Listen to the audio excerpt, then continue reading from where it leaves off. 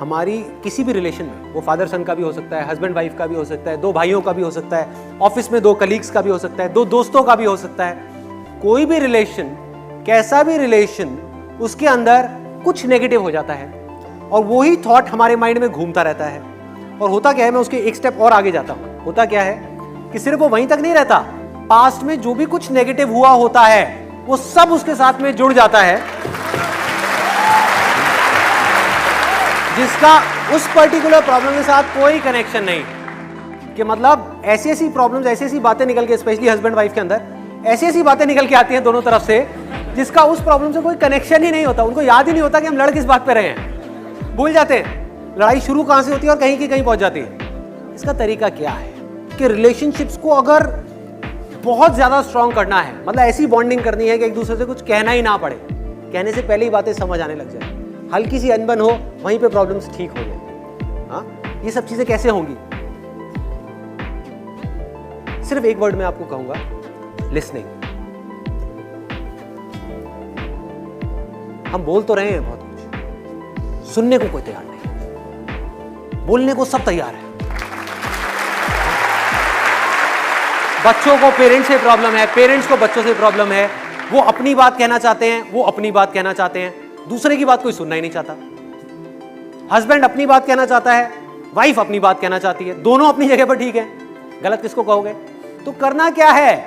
सिर्फ बैठ करके सुनना है, सिर्फ सुनना है और उस प्रॉब्लम को नहीं सुनना। अगेन इंटरेस्टिंग पॉइंट, देखो क्या हो रहा है, इस बात को आप ध्यान से समझना कि हमें उस पर्टिकुलर प्रॉब्लम को नहीं सुनना कि जिस प्रॉब्लम के ऊपर लड़ाई हो रही है, क्योंकि आप सुनोगे और जब तक आपका माइंड के ऊपर पूरी तरह से कंट्रोल नहीं है तो आप रिएक्ट करने लग जाओगे। जैसे ही उन्होंने कोई ऐसी बात बोली, उन्होंने कहा एक तो मैं सुन रहा हूं तेरी बात, ऊपर से तू ऐसे बोल रहा है, समझ गए कि तू तो नाजायज फायदा उठा रहा है भाई, कि तू मुझे कमजोर समझ रहा है। अब तू देगा, मैं तुझे बताता हूं कि तूने मुझे ये कहा, अब ले, तूने भी तो ये किया था मेरे साथ में, ये गेम शुरू हो जाएगी। तो उस वक्त जहां पर आपकी अनबन हो रही है, लड़ाई हो रही है, झगड़ा हो रहा है, उस वक्त तो वहां से निकल लो चुपचाप। उस वक्त वहां पर रहने का कोई बेनिफिट नहीं। दोनों के इमोशंस उबल रहे हैं, अब अगर उस आग में हाथ डालोगे तो जलोगे जलोगे, तो चुपचाप वहां से मुंह नीचे करके निकल जाओ। अगले दिन या उसके अगले दिन, या जब ये प्रॉब्लम सॉल्व हो जाए, अपने आप ही हो जाती है प्रॉब्लम सॉल्व, 2 दिन में 3 दिन में वो वाली प्रॉब्लम के ऊपर तो मिट्टी डली जाती है। उसके बाद में किसी नए टॉपिक के ऊपर बैठ करके उनको सुन लो, इतना ही बहुत। फॉर एग्जाम्पल,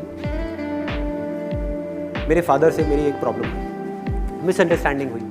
वो कुछ सोच रहे थे, मैं कुछ सोच रहा था, मैंने कुछ किया, वो चाहते थे मैं कुछ और करूं, एंड एक्सेट्रा। मैंने क्या किया, उस वक्त तो वहां से निकल लिया चुपचाप। उसके 2 दिन बाद बैठ करके अपने फादर से एक ऐसे टॉपिक के ऊपर बात करी 2 घंटे तक, जिसका उस प्रॉब्लम से कोई कनेक्शन नहीं। कि पापा आप वो बताते थे कि भाई स्कूल टाइम में या कॉलेज टाइम में, क्या आपके टाइम में भी ये सब होता था, ये जो आजकल होने लग गया यहाँ पे सोसाइटी में हमारे? बस इतना सा बोलने की देर है, आगे से खेल शुरू, आगे से खेल शुरू। और मैं 2 घंटे तक बैठा हुआ था, फिर मैंने उनकी पूरी हिस्ट्री सुनी, वो हिस्ट्री जो मैं पहले 10 बार सुन चुका था। सब पता था कि उस वक्त ऐसा हुआ, ऐसा हुआ, वैसा हुआ। आराम से बैठ करके, पेशेंटली आराम से बैठ करके सुन रहा हूं, समझने की कोशिश कर रहा हूं कि देखो मन के कितने अच्छे हैं, दिल के कितने अच्छे हैं, कोई भी बुरा नहीं है। Nobody is bad. हमारी नजरें खराब होती हैं, हम गलत नजर से सामने वाले को देखते हैं, हम उस इंसान के पॉइंट ऑफ व्यू को समझ ही नहीं पा रहे हैं कि उसकी अपब्रिंगिंग क्या है, उसकी लाइफ की सिचुएशंस क्या है, उसके सर्कमस्टेंसेस क्या हैं। हम उसकी जगह होते तो हम भी यही कर रहे होते। तो मैंने क्या किया, बैठ करके आराम से 2 घंटे तक सारा समझा, और करते करते करते करते करते करते करते करते फिर जब पूरे तरीके से वो खाली हो गए, अंदर से कुछ था ही नहीं उनके पास बोलने के लिए, बस उसके बाद में खेल खत्म, प्रॉब्लम सॉल्व।